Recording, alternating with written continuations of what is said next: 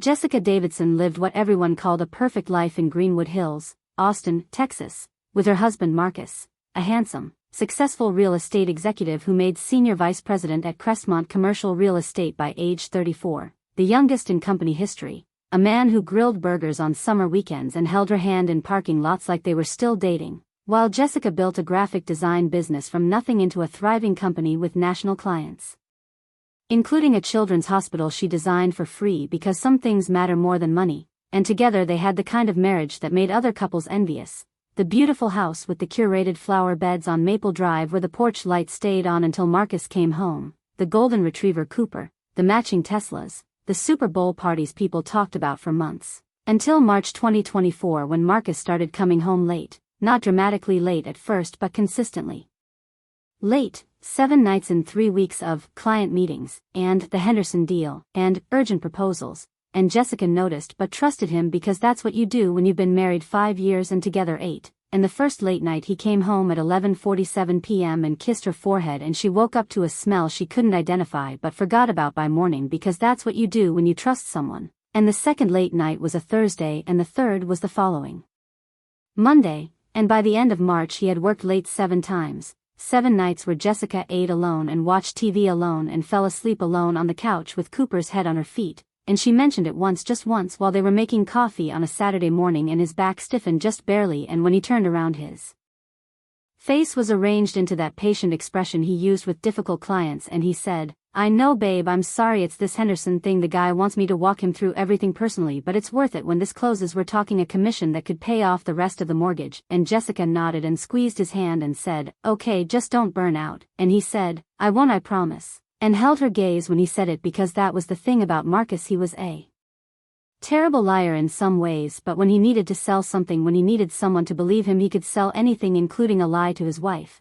And the first weekend of April was beautiful Texas spring, and Saturday morning they went to the farmer's market like they always did and held hands and laughed at a toddler chasing a pigeon and bought sourdough from a baker who remembered their names. And Saturday afternoon Marcus worked in his home office with the door closed while Jessica gardened, and she didn't mind, she liked the quiet. And Saturday evening they had dinner with friends Michelle and Dave at a new Italian place, and Marcus was charming, effortlessly charming, making everyone laugh, and he caught her looking and smiled, that real smile that crinkled his eyes, and she thought, "I'm lucky, so lucky." And Sunday was lazy morning with coffee in bed and Marcus making pancakes his specialty, though he always burned the first 2, and around noon he checked his phone and his face changed just slightly, just enough, and he said, "I have to go in for a few hours just to prep for Monday. The Henderson guy wants a revised proposal before the week starts," and Jessica felt the disappointment but hid it and said, "Okay, I'll clean the garage, it's been bothering me for months," and he kissed her, held it a beat longer than necessary, said, "You're the best, you know that," and went. And the garage took 3 hours and Jessica found old photo albums and Christmas decorations and a framed photo of phone buzzed with a text from Marcus saying, "Running later than I thought, don't wait for dinner, love you," and she ordered pizza and watched a movie and fell asleep on the couch. And when she woke at 2 a.m. the bed was empty and she found Marcus in the kitchen standing at the counter in the dark staring at his phone, the screen illuminating his face in an eerie blue glow that made him look like a stranger, and she said, "Baby," and he jumped, actually jumped, and the phone clattered to the floor, screen cracking on impact, and he said, "Jesus Jess, you scared me to death," and she said, "What are you doing?" And he said, "Couldn't sleep, just checking emails, the Henderson deal is a nightmare," and she should have asked more questions later. She would replay this moment 100 times, but instead she said, "Come back to bed," and he did, and she never asked about the cracked phone screen. And April 11th was a Thursday and Marcus left that morning with the usual kiss, the usual love you, the usual promise to be home early, but this time something was different. He was dressed more casually, khakis instead of a suit, a polo shirt instead of a dress shirt, and when Jessica commented on it he said he had a site visit and didn't want to get his good clothes dirty, and it made sense, it was reasonable, it was probably true, but she noticed. And that night he texted at 7 p.m. "Can't make it home, site visit ran long, then client wants dinner, might just stay in Houston tonight to save the drive, Mike said I can crash at his place," and Houston, that was new, and she texted back, "Houston," and he said, "Yeah, client is based here, forgot to mention, sorry, long day," and she said, "Okay, drive safe, love you," and he said, "Love you too," and she stared at the texts for a long time. Houston, he was in Houston 4 hours away with a client staying with Mike from college. She'd met Mike twice, nice guy, married, lived in Houston with his wife and 2 kids, and she tried to shake the feeling that something was wrong. He was in Houston With Mike with a client it all made sense, it was all perfectly reasonable. Then why did her stomach hurt? And that weekend Marcus didn't come home Thursday night or Friday night, and he texted Friday morning, "Deal is dragging, might be here through Sunday, so sorry, I'll make it up to you." And she texted back, "It's okay, get your work done." But it wasn't okay, nothing about it was okay, and she spent the weekend alone, gardened on Saturday, cleaned the house on Sunday, watched movies, ordered takeout.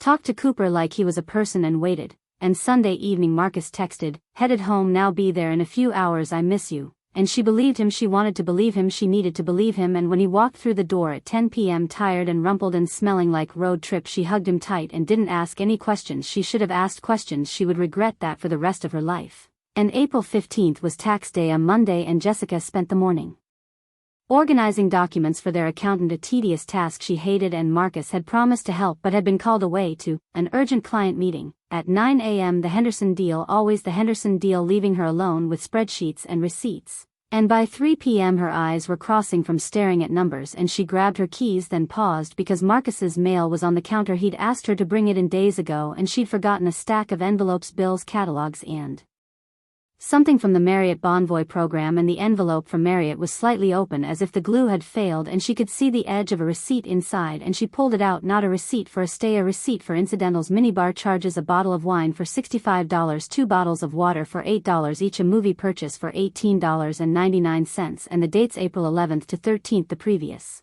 weekend. The weekend Marcus had said he was in Houston, and the hotel address on the receipt was on 6th Street in Austin, Texas. 20-minute from their house, and Jessica stared at the paper in her hands for a long moment. She couldn't breathe, couldn't think, couldn't do anything but stare at those words, those dates, those charges that made no sense. A hotel in Austin, the weekend he was supposed to be in Houston, a bottle of wine, a movie, 2 waters, and she called him. He didn't answer. She called again, voicemail. She texted, "Call me, important." 20 minutes, no response. She called the Marriott, pretended to be his assistant. "I need to verify charges on Mr. Davidson's account," and the front desk clerk put her on hold and came back and said, "Ma'am, I'm showing incidentals for room 714, a bottle of wine $65, 2 waters $8 each, a movie rental $18.99. The room was booked under Mr. Davidson's corporate rate. Is there anything else?" And Jessica hung up and sat in the kitchen in the house that felt like a dream, in the life that felt like a fairy tale, and waited for her husband to call back. And Marcus called at 5:47 p.m. and said, "Hey babe, sorry. Crazy day, what's up?" And she could hear it now, the too casual tone, the practiced ease, the performance, and she said, "Where were you this weekend?" And there was a pause, barely a beat, but she heard it, and he said, "Houston, I told you, site visit, then crashed at Mike's place." "Why?" And she said, "Because I have a receipt from the Marriott on 6th Street with your name on it for the same weekend." And there was silence, long silence, the kind of silence that changes everything, and then he said, "Just let me explain." And she said, "Come home now," and hung up. And Marcus came home 20 minutes later, and Jessica was still at the kitchen counter, and the receipt was on the table between them like evidence at a trial, and he walked and saw it and didn't pretend and said, "Just let me explain." And she said, "Explain." And he sat down across from her, his face pale, his hands trembling, and he said, "The Henderson deal, it's been stressful, and there's this woman, she's a consultant on the project, her name is Natalie.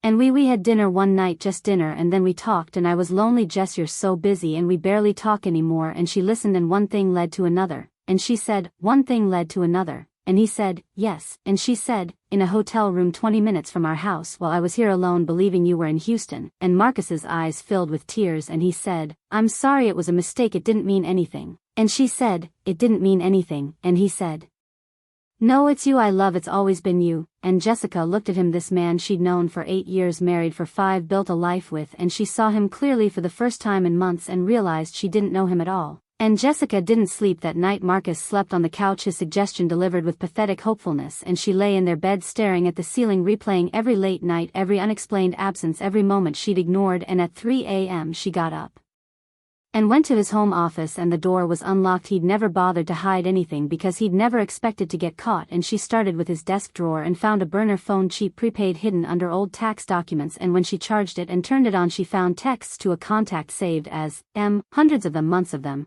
"I miss you, last night was incredible, when can I see you again? She doesn't understand me like you do, I wish I could wake up next to you."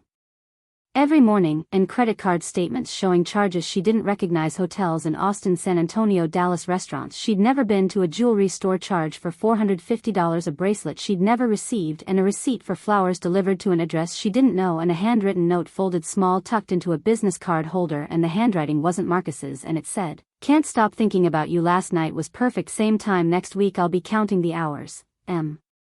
And Jessica took photos of everything, every text, every statement, every receipt, every note, then she put it all back exactly as she'd found it, and she didn't confront him again, not yet, she needed more. And 3 days later Jessica hired a private investigator named Ray Collins, a retired Austin PD detective with gray hair and kind eyes and the weary competence of someone who'd seen every version of human failure, and he met her at a coffee shop and listened without interrupting while she explained everything, and when she finished he said, "Mrs. Davidson, before we start I need to ask you something. Are you sure you want to know? Because once you know you can't unknow, and sometimes the knowing is worse than the not knowing." And Jessica thought about the burner phone, the text, the note, and she said, "I need to know." And Ray nodded and said, "Then let's get started." And it took him 1 week, 1 week of following Marcus, 1 week of photographs, recording, surveillance, 1 week of watching a man she thought she knew become a complete stranger, and they met again at the same coffee shop, and Ray placed a thick folder on the table and said, "The woman's name is Natalie Chin, 28, consultant on the Henderson deal," just like he said, and Jessica waited because she knew there was more, and Ray said, "She's also engaged to a man named David Kim. They've been together 6 years. He has no idea." And Ray opened the folder and spread photographs across the table, Marcus and Natalie at restaurants, holding hands across tables, feeding each other dessert, Marcus and Natalie at the hotel on 6th Street, walking in together, laughing, Marcus and Natalie at a park, kissing on a bench like teenagers, dozens of photos, maybe hundreds, and Jessica looked at each one. She didn't cry, she didn't scream, she just looked, and when she finished Ray said, "There's more," and he opened a second folder and said, "Marcus has been doing this for at least 3 years. I've confirmed at least 4 women, probably more." And Jessica looked at the second folder, photos of Marcus with other women, different hotels, different years, 3 years. Her husband had been living a double life for 3 years, half their marriage, most of the time they'd lived in the house on Maple Drive, and she closed the folder and said, "Thank you, Ray." And he said, "Mrs. Davidson, I'm sorry." And she said, "Don't be, you gave me the truth." And this time Jessica didn't wait for Marcus to come home. She went to his office, walked past the receptionist, past the assistants, past the shocked faces of colleagues who recognized her, and opened his door without knocking, and he was on the phone, and he looked up startled, then saw her face and went pale and said, "I need to call you back," and hung up and said, "Jessica, what?" And she placed the folder on his desk and said, "Open it." And he opened it, and she watched his face as he looked at the photos, watched the color drain, watched the performance crumble, and she said, "Natalie, and before Natalie someone named Christina, and before Christina someone whose name I don't even know yet, and before her someone else. 3 years, Marcus, 3 years of lying to my face every single day, 3 years of coming home to me, touching me, telling me you loved me while you were living an entire other life I knew nothing about." And he tried to speak, nothing came out, his mouth opened and closed like a fish out of water, gasping for air that wouldn't come, and she said, "I don't want an explanation, I don't want an apology, I don't want you to tell me it didn't mean anything, or that you love me, or that you're sorry. I don't want you to tell me anything ever again. I want you to know that I know everything, and I'm done." And she walked out, left him sitting at his desk surrounded by evidence of his lies in the office where he'd built a career on being trustworthy, and she didn't look back, she never looked back. And the divorce was brutal. Marcus fought, he hired an expensive lawyer, he tried to paint Jessica as unstable, as paranoid, as difficult and emotional and unreasonable. He claimed the photos proved nothing, he claimed she'd invaded his privacy, he claimed she'd manufactured evidence, but it didn't work. Jessica's lawyer was Patricia Okonkwo, a Nigerian-American attorney who'd built a reputation on destroying men exactly like Marcus. And during deposition she held up the burner phone and said, "Mr. Davidson, can you explain why you had a second phone that your wife didn't know about?" And he said, I used it for work, some clients prefer a direct line." And she said, "Work, I see, and the texts to M, were those also for work?" And he said, "I don't remember what those texts said, it was a long time ago." And she said, "Would you like me to read them aloud? I have copies, several hundred of them, certified by a forensic analyst, verified as coming from your phone." And Marcus's lawyer objected, and the objection was overruled, and Patricia read selected texts, her voice calm and measured, a teacher reading to students, a narrator telling a story. She read texts about love, texts about longing, texts about meeting in secret, texts about lying to wives and fiancés, texts about hotel rooms and weekends away, and counting the hours until they could be together again, and the room was silent except for her voice, and when she finished she said, "No further questions, and Marcus settled the next day, and Jessica got the house and Cooper and enough money to run her business without stress, and Marcus got the secret condo he'd been paying for and a ruined reputation that followed him out of Crestmont and into consulting work that nobody called about, and in the months that followed Jessica's business flourished. She threw herself into work. She took on bigger clients, more challenging projects. She worked 14-hour days and loved every minute, because every minute was hers. There's not something she was building with someone who was secretly building something else behind her back. And she redesigned the children's hospital for free, just as she'd always planned, and she spent weekends there, sometimes walking the halls looking at the murals she designed, watching sick kids smile, and she started sleeping through the night, and she started laughing again, real laughter, the kind that comes from somewhere deep, and she started to remember who she was before Marcus, before the marriage, before the lies, and she started to like that person again. And Cooper grew older and grayer and more devoted, and slept on her bed every night, a warm presence that reminded her she wasn't alone, and the house felt like hers now, not theirs, hers. And she painted the living room a deep teal Marcus would have hated, and she planted new flowers in the spring, purple ones and orange ones that didn't match anything, and she loved them. And by early 2025 she had started dating again, carefully, slowly, with a new understanding of what to look for. She went on dates with a high school teacher who showed up on time and asked good questions, with a musician who was terrible at texting but wonderful at listening, with a woman she met at a design conference. None of the relationships lasted, and that was okay. She wasn't looking for forever, she was looking for now. And in June 2025 she heard Marcus had moved to Dallas for a fresh start, and she wished him well, not because she forgave him, she wasn't sure she ever would, but because holding anger is like drinking poison and expecting someone else to die. And here's what Jessica learned: the receipt wasn't really about the hotel, it wasn't about the wine or the movie or the bottle of water, it was about the story Marcus had told, a story about Houston, about Mike, about saving the company money. And the receipt told a different story, a truer story, a story about a man who chose again and again to lie to the person who trusted him most. And that's the thing about receipts: they don't lie, they don't have feelings, they don't care about saving face or protecting reputations, they just record what happened. And what happened was that Marcus Davidson spent a weekend in a hotel 20 minutes from his house while his wife believed he was somewhere else. That was the story. The receipt told everything else was just the fine print, and Jessica kept that receipt folded in a drawer, not to remember the pain, to remember the lesson. Trust is not a feeling, trust is evidence, trust is the stack of receipts that matches the story someone tells you, trust is the details that hold up under scrutiny. And for years Jessica had trusted Marcus because she loved him, because he was charming, because he made good pancakes and held her hand in parking lots. But love is not evidence. Love is hope, love is faith, love is the beautiful, dangerous belief that someone deserves your trust even when the receipts don't quite add up. And sometimes love is wrong, and if something feels off in your own relationship, if the late nights are adding up, if the explanations feel rehearsed, if the receipts don't match the stories, pay attention. Your instincts exist for a reason. They are the accumulation of every moment you've lived, every lie you've sensed, every truth you've recognized without knowing how. They are trying to protect you. You don't have to become a detective, you don't have to obsess over every detail, but you should trust what you see, not what you hope, not what you're told, not what you're desperate to believe. What you see, because the truth doesn't need you to believe it, the truth just is. And eventually, like a receipt that falls out of an envelope, like a piece of paper that was never meant to be seen, like a detail that doesn't quite fit the story you've been told, the truth always comes out, it always does. That's what the receipt taught Jessica, that's what the receipt can teach all of us.